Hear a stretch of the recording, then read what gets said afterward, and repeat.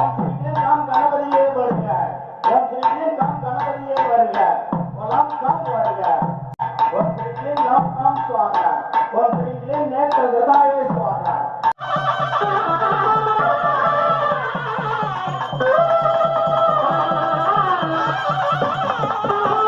அன்பர்களே, நாம் இந்த பதிவில் முத்தமிழ் முருகன் பழனி மாநாடு தமிழ் கடவுள் மீட்புக்காகவா தமிழர்களின் ஓட்டுக்காகவா என்பது பற்றி தான் பார்க்க இருக்கிறோம். திண்டுக்கல் மாவட்டம் பழனியில் 2 நாட்கள் நடைபெற்று நிறைவடைந்த அனைத்துலக முத்தமிழ் முருகன் மாநாட்டை நாம் அனைவரும் அறிவோம். மாநாடு சிறப்பாகவும் வெற்றிகரமாகவும் நடைபெற்றது வரவேற்கத்தக்கது.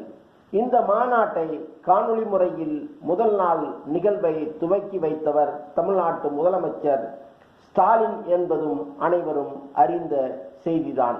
அப்படி மாநாட்டை துவக்கி வைத்து முதலமைச்சர் ஸ்டாலின் ஆற்றிய உரையில் தமிழகத்தில் இந்து சமய அறநிலைத்துறையின் சார்பில் ஏராளமான திட்டங்கள் செயல்படுத்தப்பட்டு வருகின்றன. அந்த வரிசையில் பழனியில் அனைத்துலக முத்தமிழ் முருகன் மாநாடு நடத்தப்படுகிறது என்று குறிப்பிடுகிறார். மேலும் அவர் பேசும்போது 69 முருகன் கோயில்களின் திருப்பணிகளை முடித்து குடமுழுக்கு நடத்தப்பட்டிருக்கிறது. கடந்த 3 ஆண்டுகளில் ரூபாய் 3776 கோடி அளவில் திருப்பணிகள் நடத்தப்பட்டு 1355 கோயில்களில் குடமுழுக்கு நடத்தப்பட்டுள்ளன என்பதோடு பழனியில் நடைபெறும் முத்தமிழ் முருகன் மாநாடு இந்து சமய அறநிலைத்துறை வரலாற்றில் மட்டும் அல்லாது தமிழ்நாட்டு ஆன்மீக வரலாற்றிலும் சிறப்பான இடத்தை பெறும் என குறிப்பிட்டுள்ளார்.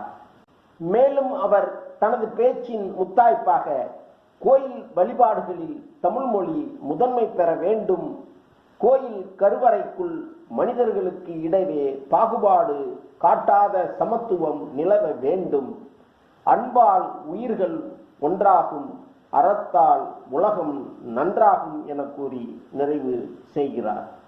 அடுத்து மாநாட்டின் 2ஆம் நாள் நிகழ்ச்சியில் காணொளி காட்சி வாயிலாக அமைச்சர் உதயநிதி ஸ்டாலின் உரையாற்றினார்.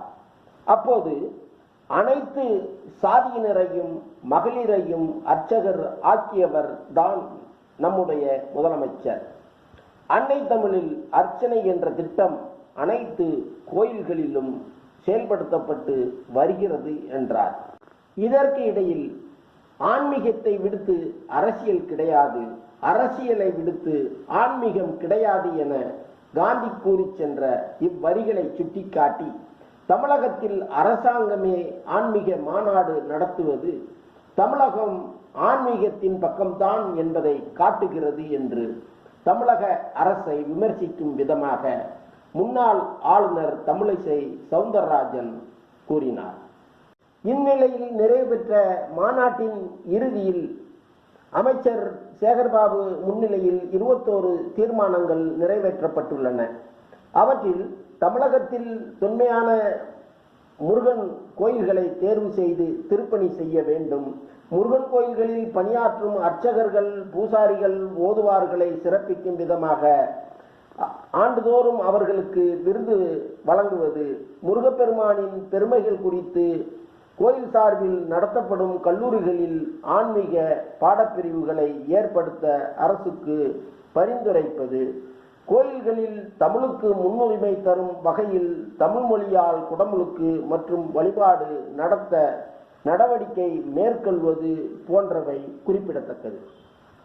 தமிழ் கடவுள் முருகனுக்கு உலக தமிழர்கள் எல்லாம் இன்புறும் விதத்தில் மாபெரும் மாநாடு நடத்தி அந்த வெற்றி களிப்பில் உலாவரும் தமிழ்நாட்டு முதலமைச்சரையும் அமைச்சர்கள் உதயநிதி ஸ்டாலின் மற்றும் சேகர்பாபு உள்ளிட்ட ஆட்சியாளர்களையும் இது தொடர்பாக கேட்பதற்கு நிறைய இருந்தாலும் சிலவற்றை கேட்க விரும்புகிறேன்.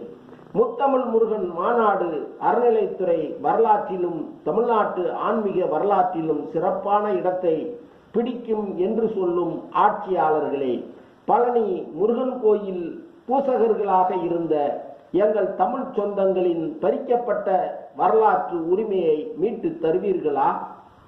கோயில் வழிபாடுகளில் தமிழ் மொழி முதன்மை பெற வேண்டும் என்று குறிப்பிடும் நீங்கள் தமிழ்நாட்டில் உள்ள அனைத்து கோயில்களிலும் அதுகூட வேண்டாம், முதல் கட்டமாக தமிழர் கடவுள்களான அனைத்து முத்தையன் கோயில்களிலும் முருகையன் கோயில்களிலும் கருவறை தெய்வங்களுக்கு தமிழ் மொழியிலேயே பூஜை செய்யப்படும், கேட்டுக்கொள்பவர்களுக்கு சமஸ்கிருதத்திலும் பூஜை செய்யப்படும் என்பதை நடைமுறைப்படுத்தி வழிபாட்டில் தமிழ் மொழியை முதன்மை பெறும் வகை செய்வீர்களா? குறைந்தபட்சம் இதனை நடைமுறைப்படுத்த வேண்டும், கடைபிடிக்க வேண்டும் என்று உங்கள் கட்சியினருக்கு சொல்வீர்களா? கோயில் கருவறைக்குள் மனிதர்களுக்கு இடையே பாகுபாடு காட்டாத சமத்துவம் நிலவ வேண்டும் என்று சொல்லும் நீங்கள் உண்மையில் எத்தனை கோயில்களில் அனைத்து சாதியினரும் அர்ச்சகர் ஆகலாம் எனும் திட்டத்தை நடைமுறைப்படுத்தியுள்ளீர்கள் என்று சொல்வீர்களா? குறைந்தபட்சம் உங்கள் கட்சிக்காரர்களில் இல்ல சடங்கு பூசைகளில் மனிதர்களுக்கு இடையே பாகுபாடு காட்டாத சமத்துவத்தை கடைபிடித்து பிராமணர் அல்லாதவர்களை வைத்து பூசைகளை செய்ய சொல்வீர்களா? ஆன்மீகமும் அரசியலும் ஒன்றை விடுத்து மற்றொன்று இல்லை என்று அரசியல் பேசும் தமிழிசை அவர்கள் தமிழ்நாட்டு தமிழர் கோயில்களில் தமிழ் வழிபாட்டு உரிமைக்கு இதுவரை செய்தது என்ன? தமிழ் கடவுள் முருகனின் உண்மையான வரலாறு தான் என்ன? முடிவாக சொல்வீர்களா? உதயநிதி உரையில் கொஞ்சமாவது உண்மை உண்டா? தமிழில் குடமுழுக்கு வேண்டும் என்று போராடுவரும் போராட்டங்களை ஒடுக்கிவிட்டு அதற்காக தீர்மானம் நிறைவேற்றுவது முறையா? இங்கு எல்லோரும் எல்லாமும் ஓட்டுக்காக, எப்போதும் போல் இப்போதும் தமிழர்கள் மட்டும் ஏமாளிகளாக கோமாளிகளாக தமிழர்களின் வேல் வழிபாட்டை மறைத்து வேலை பிடித்து வேடிக்கை காட்டுகிறார்கள். தமிழர்களின் முருக வேலன் வழிபாட்டை ஒழித்துவிட்டு களியாட்டம் போடுகிறார்கள். இறுதியாக தமிழர்களுக்கு முத்தையனும் முருகையனுமே காப்பு.